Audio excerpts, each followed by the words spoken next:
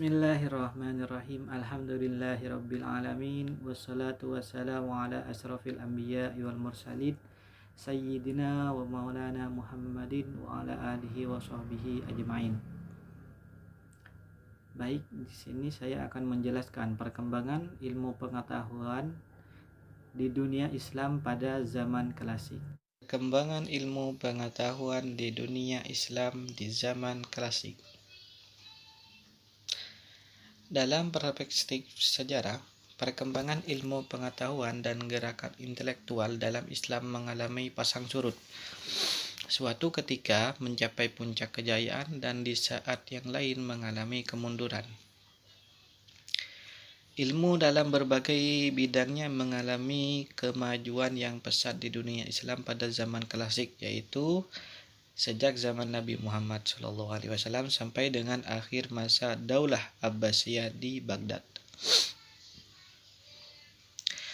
Sejarah politik dunia Islam dibagi ke dalam 3 periode, yaitu periode klasik 650 sampai 1250 Masehi, periode pertengahan 1250 sampai 1800 Masehi, dan periode modern 1800 sampai sekarang.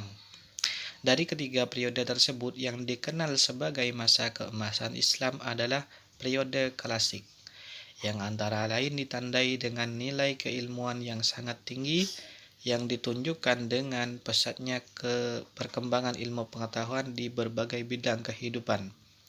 Akselerasi perkembangan ilmu pengetahuan di dunia Islam sangat tampak setelah masuknya gelombang Helenisme melalui gerakan penerjemahan ilmu-ilmu pengetahuan Yunani ke dalam bahasa Arab yang dipelopori oleh Khalifah Harun ar-Rasyid 786 sampai 809 Masehi dan mencapai puncaknya pada masa Khalifah Al-Ma'mun 813 sampai 833 Masehi.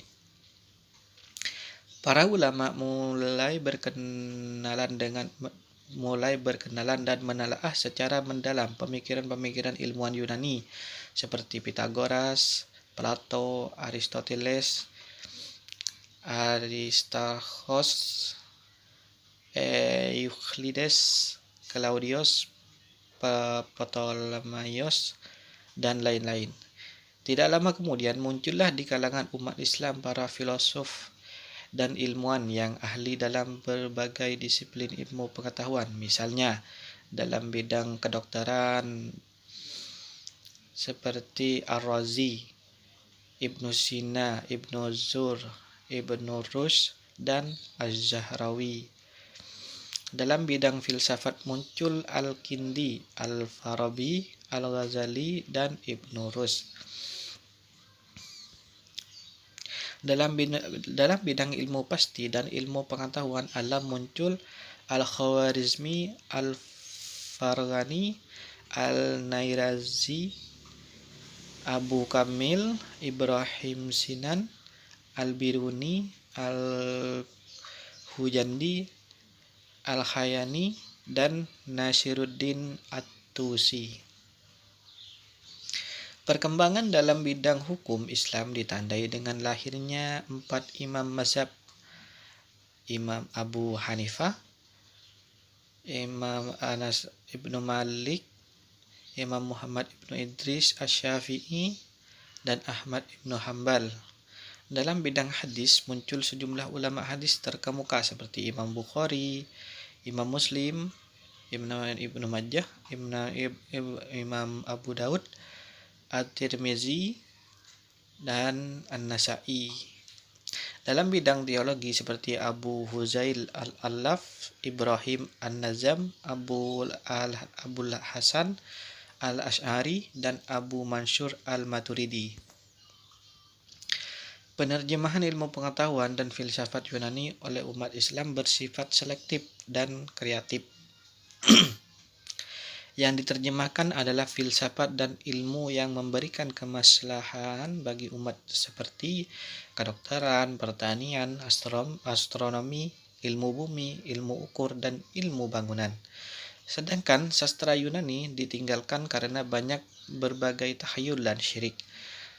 Dan ilmu-ilmu terjemahan tersebut tidak diterima begitu saja, melainkan dikembangkan dan diislamkan.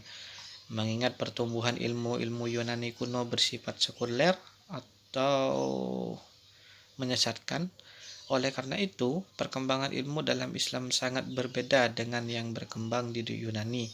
Konsep ajaran Islam tentang perkembangan ilmu pengetahuan yang demikian itu didasarkan pada beberapa prinsip sebagai berikut. 1. Ilmu pengetahuan dalam Islam dikembangkan dalam kerangka tauhid atau teologi, yaitu teologi yang bukan semata-mata meyakini adanya Tuhan dalam hati, mengucapkan dengan lisan, dan mengamalkannya dengan tingkah laku, melainkan teologi yang menyangkut aktivitas mental berupa kesadaran manusia yang paling dalam perihal hubungan manusia dengan Tuhan, lingkungan, dan sesamanya. Dengan demikian, dalam pandangan teologi, maka alam raya, manusia, masyarakat, dan Tuhan merupakan suatu kesatuan yang saling berhubungan. Dengan prinsip tauhid ini, maka seluruh ilmu pengetahuan, baik ilmu yang mengkaji tentang alam atau sains, maupun ilmu yang mengkaji manusia, masyarakat, dan wahyu, pada hakikatnya adalah ayat-ayat Allah. Bentuk dan macam ilmu itu berbeda-beda, tetapi hakikatnya satu dengan prinsip tauhid ini. Maka seseorang akan sampai kepada Tuhan dengan menggunakan ilmu tersebut. 2. Ilmu pengetahuan dalam Islam hendaknya dikembangkan dalam rangka bertakwa dan beribadah kepada Allah Subhanahu wa taala.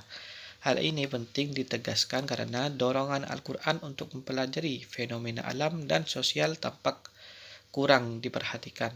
Sebagai akibat dari perhatian dakwah Islam yang semula lebih tertuju untuk memperoleh keselamatan di akhirat, hal ini mesti diimbangi dengan perintah mengabdi kepada Allah dalam arti luas, termasuk mengembangkan ilmu pengetahuan, motivasi mengembangkan ilmu yang sejak dahulu dipraktikkan oleh para ilmuwan muslim seperti Al-Farabi, Ibn Rus, Ibn Sina, dan lainnya itu hendaknya dijadikan dengan dalam pengembangan ilmu di masa sekarang.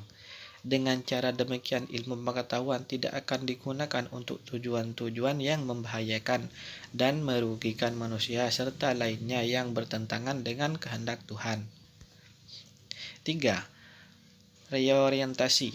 Pengembangan ilmu pengetahuan harus dimulai dengan suatu pemahaman yang segera dan kritis atas epistemologi Islam klasik dan rumusan kontemporer tentang konsep ilmu. Perubahan harus ditafsirkan dalam rangka struktur fisik luarnya dan infrastruktur dari gagasan epistemologi Islam yang abadi harus dipulihkan dalam keseluruhannya. Dalam kaitan ini, maka pengembangan ilmu dalam bentuk lahiriah jangan sampai menghilangkan makna spiritualnya yang abadi, yakni sebagai alat untuk menyaksikan kebesaran Tuhan. 4. Ilmu pengetahuan harus dikembangkan oleh orang-orang Islam yang memiliki keseimbangan antara kecerdasan akal dengan kecerdasan moral yang dibarengi dengan kesungguhan untuk beribadah kepada Allah dalam arti yang seluas-luasnya. Hal ini sesuai dengan apa yang terjadi dalam sejarah di abad klasik, di mana para ilmuwan yang mengembangkan ilmu pengetahuan adalah pribadi-pribadi yang senantiasa taat beribadah kepada Allah dan memiliki kesucian jiwa dan raga. 5. Ilmu pengetahuan harus dikembangkan dalam rangka yang integral, yakni bahwa antara ilmu agama dan ilmu umum walaupun untuk formalnya berbeda-beda, namun hakikatnya sama, yaitu sama-sama sebagai tanda kekuasaan Allah.